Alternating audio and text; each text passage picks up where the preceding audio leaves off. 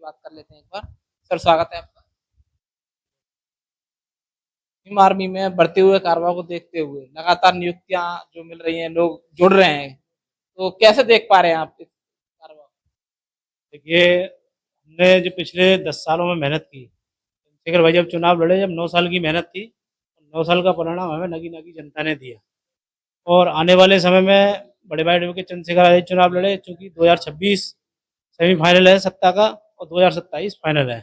तो 2026 की हमारी तैयारियाँ बहुत पूर्ण हैं और अप्रत्याशित रिजल्ट 2026 में भीम आर्मी आज़ाद समाज पार्टी की तरफ से पूरे उत्तर प्रदेश में देखने को मिलेंगे। तो फाइनल हम 2027 में देखेंगे। लगातार जिस तरीके से दलितों पर अत्याचार हो रहा है, खासतौर पर उत्तर प्रदेश में, और भीम आर्मी लगातार संज्ञान में ले रही है, मामले को उठा भी रही है और बड़े-बड़े अधिकारी जैसे डीएम, एसएसपी तक पहुंचा भी रही है। कहीं न कहीं दलितों पर जो आए दिन अत्याचार हो रहा है, इसको लेकर क्या कहना चाहिए? ये कि देखिए, देश जातियों से बना है और जातियों की बात होती है तो वहीं अत्याचार शुरू हो जाता है, क्योंकि आप देख रहे हैं पूरे देश में अगर किसी की बारात रोकी जा रही है, मूछें रखने के नाम पर मारा जा रहा है, के नाम पर मारा जा रहा है, और तमाम तरह के एडमिशनों के नाम पे आप देख रहे हैं तो केवल और केवल दलित कम्युनिटी के साथ जो एट्रोसिटी हो रही है। और पूरे देश में, चूंकि हम अपने हर वक्तव्य में कहते हैं कि पूरे देश में जहाँ भी एट्रोसिटी है, मैं उत्तर प्रदेश की बात नहीं कर रहा हूँ, पूरे देश की बात कर रहा हूँ, जहाँ भी एट्रोसिटी है वहाँ पूरे देश में सड़क से लेकर संसद तक के भी एक ही लीडरशिप है, वो है बड़े भाई एडवोकेट चंद्रशेखर आज़ाद जी। जितनी भी समस्या होती हैं, बड़े भाई एडवोकेट चंद्रशेखर आज़ाद जी आपको सड़क से लेकर संसद तक दिखाई देंगे। ये अभी कौशाम्बी में एक घटना घटी है, कौशाम्बी प्रयागराज में घटना घटी है।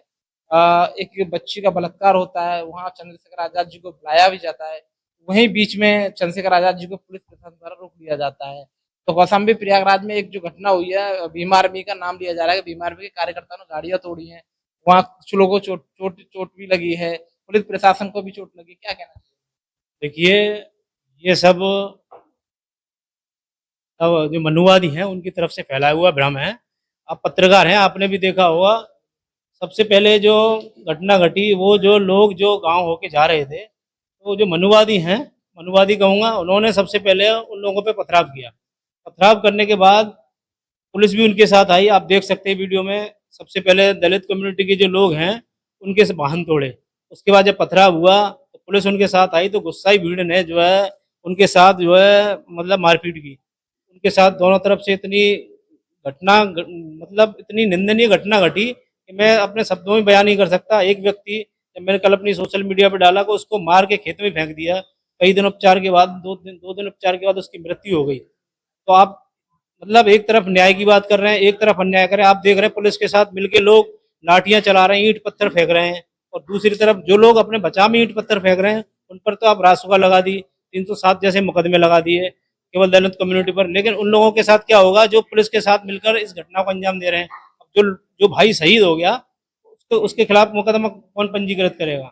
पुलिस तो ये दिखाएगी कि ना भाई आपसी लड़ाई में मर गया, क्योंकि हमेशा से ही पुलिस का ये रहा है कि जहाँ जहाँ दलित पिटते हैं वहाँ जो है दलित कम्युनिटी के लोगों को जो आगे कर देते हैं। अभी जो मैंने एफआईआर जहाँ तक देखी, तो जो एफआईआर हुई है वो दलित कम्युनिटी का कोई सिपाही या ऐसा ही है, उसके नाम से एफआईआर करी है। क्योंकि हमेशा यही होता है, और हमेशा से यही होता आया है कि दलित कम्युनिटी के लोगों को जो आगे करते हैं। आपने मथुरा में भी देखा, जब सिर्रेला और ये भगत नगरिया में जो कांड हुआ, तो वहाँ भी जो एससी कम्युनिटी के जो सीओ हैं उनको आगे कर दिया, क्योंकि भाई वहाँ अपने स्पॉट तक नहीं जा पाए। सेम यहाँ पे हुआ, क्योंकि ये इनकी चाल है। क्योंकि जब जैसे जैसे हमने देखा है, क्योंकि देखिए हम बराबर 10 साल से बीमारी में काम कर रहे हैं, 8 साल से, और 2017 से बीमारी मुझे में आई। उसके बाद से जब बराबर काम कर रहे हैं तो हम देख रहे हैं कि जब भी कोई घटना घटती है तो हम बराबर स्पॉट पे पहुंचते हैं। पूरा पुलिस का पूरा प्रयास रहता है कि किसी भी तरह इनको रोका जाए स्पॉट पे जाने से। स्पॉट पे जाएंगे तो लोग इनके साथ खड़े होंगे, और लोग इनके साथ खड़े होंगे तो वो दिन दूर नहीं है जब लोग एकजुट होकर सरकार के खिलाफ वोट करेंगे। कहीं न कहीं दलितों पर अत्याचार, 8 साल की बच्ची के साथ बलात्कार, ये भीम आर्मी और आजाद समाज पार्टी, या कह सकते हैं चंद्रशेखर आजाद जी ही संज्ञान में लेकर हर जगह घटना पर जाने का काम करते हैं। बाकी वो लोग जो दलित के नाम पर वोट मांगते हैं, बड़े बड़े नेता जो हैं, कोई भी नहीं बोल पा रहा। आखिर कारण क्या है? भीम आर्मी को ही क्यों ये सब करना पड़ता है? देखिए, तेंदुलकर साहब का एक नारा था, बहुजन हिताय बहुजन सुखाय।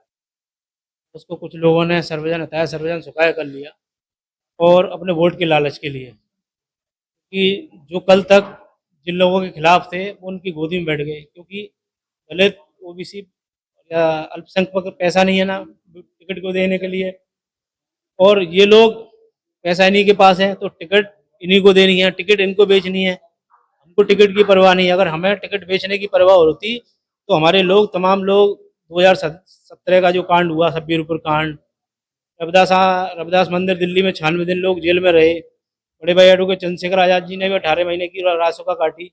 तो इस तरह के लोग हम जेल नहीं काटते, हम लोग जेल नहीं जाते, तमाम लोगों के लिए न्याय के लिए नहीं लड़ते।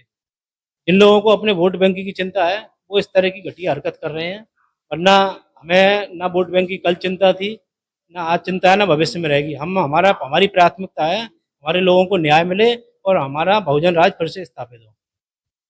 कहीं ना कहीं 70 से 75 लोग कौशाम्बी में गिरफ्तार हुए हैं उर्दंग के मामले में। वहीं कह सकते हैं कि बीएसपी के कार्यकर्ता ट्विटर पे, इंस्टाग्राम पे, फेसबुक पर लगातार ट्वीट कर रहे हैं कि अब भीम आर्मी के लोग गिरफ्तार हो गए, अब चंद्रशेखर आजाद कहाँ हैं, क्या कहेंगे?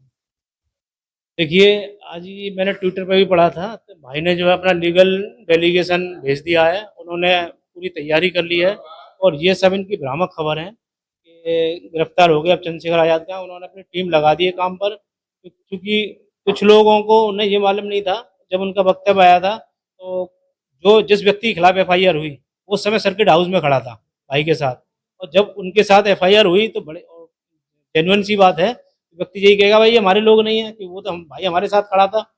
तो ये सब भ्रामक खबर है कि भाई ने अपना लीगल डेलीगेशन लगा दिया है। आप भी ट्विटर और तमाम सोशल मीडिया के माध्यम से देख सकते हैं, वो लोग पैरोकारी में लगे हैं, और वो भाई जो है बहुत जल्दी हमारे बीच में होंगे। न्याय मिलेगा? भाई को तो जाने नहीं दिया, चंद्रशेखर आजाद जी को जाने नहीं दिया, वहाँ शासन ने रोक लगा दी। क्या उस बच्ची को न्याय मिलेगा या फिर वो झुलसती रहेगी? ये कितनी घटिया और अच्छी मानसिकता है प्रशासन की। एक 8 साल की हत्या हो गई और पुलिस प्रशासन के कान पर जूं नहीं रह रही है।